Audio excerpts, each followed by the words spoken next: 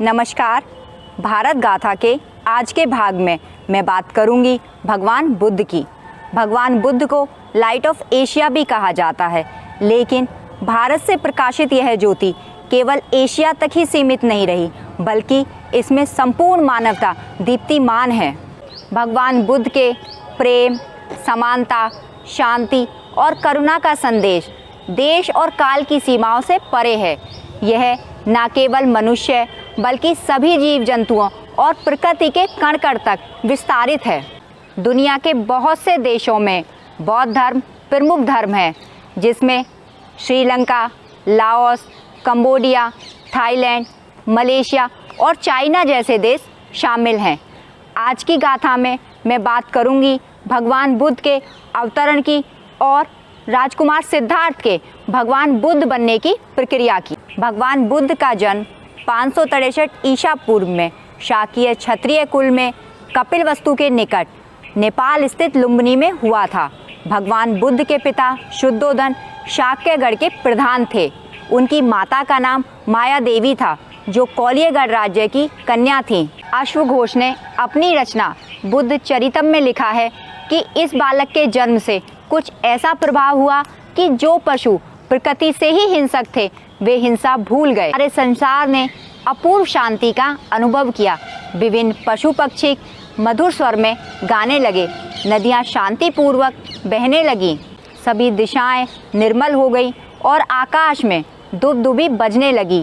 केवल मार को छोड़कर सारा संसार इस बालक के जन्म से अत्यंत प्रसन्न हो गया। बालक के जन्म पर महर्षि असित ने यह भविष्यवाणी की थी कि यह बालक जीवन मरण के चक्र से मुक्ति के सुलभ उपायों को बताने वाला, विषयों से विरक्त होकर राज्य को त्याग कर अपने तप से तत्व ज्ञान प्राप्त करेगा। यह ज्ञान में सूर्य सांसारिक मोह के अंधकार को अवश्य नष्ट करेगा। यह बालक दुख रूपी समुद्र में डूबते हुए संसार को ज्ञान की नौका से पार लगाएगा। यह बालक धर्म की ऐसी नदी प्रवाहित करेगा जिसमें प्रज्ञा का जल होगा, शील का तट होगा और समाधि की शीतलता होगी।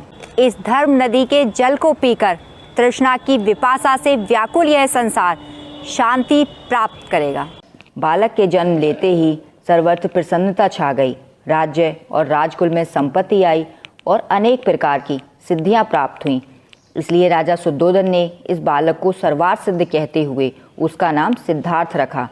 बालक सिद्धार्थ की माता का देहांत हो गया और उनका लालन पालन उनकी मौसी प्रजापति गौतमी ने किया। महाराज शुद्धोधन को महर्षि असित द्वारा की गई भविष्यवाणी याद थी कि यह बालक बड़ा होकर मोक्ष प्राप्ति के लिए वन की ओर प्रस्थान कर सकता है। इसलिए उन्होंने राजमहल में ऐसी व्यवस्था करवाई जिससे सिद्धार्थ की आसक्ति सांसारिक विषयों में बढ़े और वह भोग विलास में इतना लिप्त हो जाए कि उसे किसी प्रकार का वैराग्य ना हो।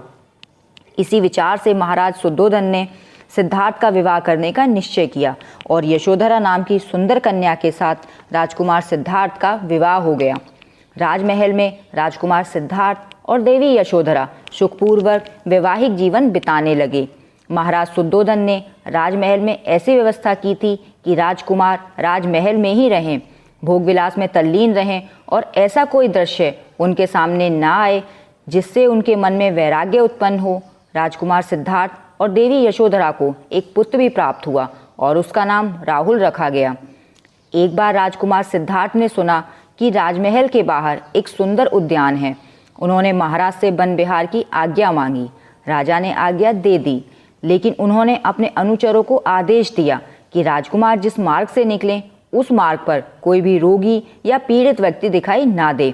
अनुचरों ने राजमार्ग से उन सभी व्यक्तियों को शांतिपूर्वक हटा दिया जो विकलांग थे, वृद्ध थे या रोग पीड़ित थे। इतना ही नहीं, राजमहल से लेकर उद्यान तक का मार्ग अच्छी तरह से सजा भी दिया। लेकिन फिर भी राजकुमार सिद्धार्थ को राजपथ पर एक वृद्ध पुरुष दिखाई दिया। राजकुमार सिद्धार्थ ने सारथी से पूछा कि यह कौन है जिसके बाल सफ़ेद हैं, शरीर झुका हुआ है। सारथी ने कहा कि राजकुमार, यह बूढ़ा व्यक्ति है। बुढ़ापे में इंद्रियां शिथिल हो जाती हैं। वृद्धावस्था ने इस पुरुष को तोड़ दिया है। राजकुमार ने पूछा, क्या मैं भी बूढ़ा हो जाऊंगा? सारथी ने उत्तर दिया, हाँ श्रीमान, समय आने पर आपको भी वृद्धावस्था अवश्य प्राप्त होगी। यह उत्तर सुनकर राजकुमार सिद्धार्थ का मन उद्विग्न हो उठा। उन्होंने चारों ओर प्रसन्नचित्त जनता की भीड़ को देखकर मन में सोचा कि ये लोग कैसे हैं जो स्मरण शक्ति और सारे पराक्रम को समाप्त कर देने वाले इस वृद्धावस्था को देखकर भी चिंतित नहीं होते। एक बार पुनः राजकुमार सिद्धार्थ उद्यान की ओर जा रहे थे।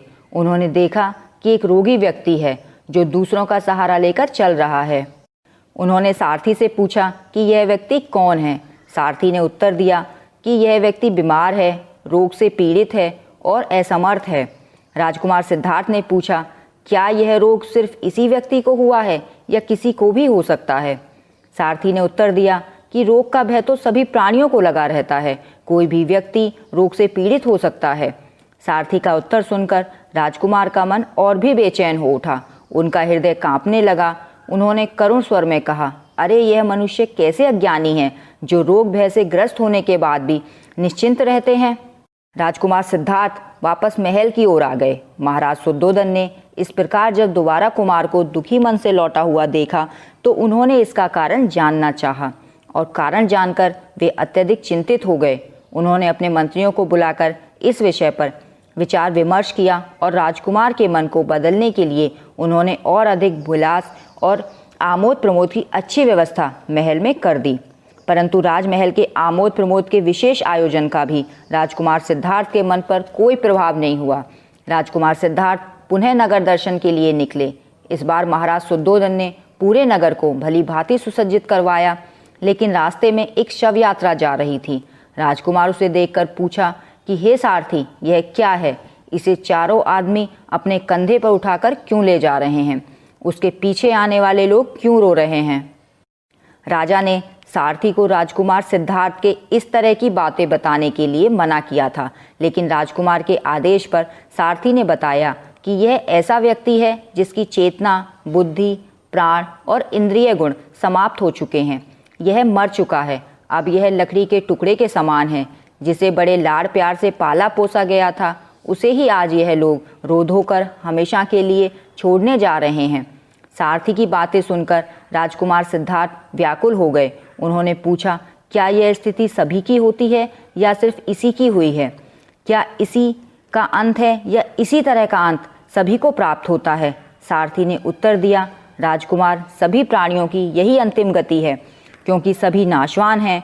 अंत सभी का है और अंत सबका एक सा ही है। राजकुमार सिद्धार्थ ने कहा कि सभी प्राणियों की मृत्यु निश्चित है, फिर भी लोगों को डर नहीं लगता। तभी तो मृत्यु मार्ग पर चलते हुए भी वे उसे भूले रहते हैं। मृत्यु को जानकर भी भला कोई बुद्धिमान व्यक्ति कैसे अपने आप को आमोद में डुबो सकता है? पुनः एक बार राजकुमार सिद्धार्थ सुदूर वन प्रांतर के भ्रमण की ओर निकल पड़े। यहीं पर उन्हें एक सन्यासी मिला जो प्रसन्नचित्त था। सन्यासी से उन्होंने पूछा, आप कौन हैं? तो उसने बताया, मैं जन्म मृत्यु से डरा हुआ एक सन्यासी हूँ। मैं मोक्ष की खोज में हूँ, सभी आशाओं से मुक्त, संग्रहशीलता से मुक्त। जो कुछ मिल जाए उसे ही खाकर मैं मोक्ष की खोज में घूमता रहता हूँ।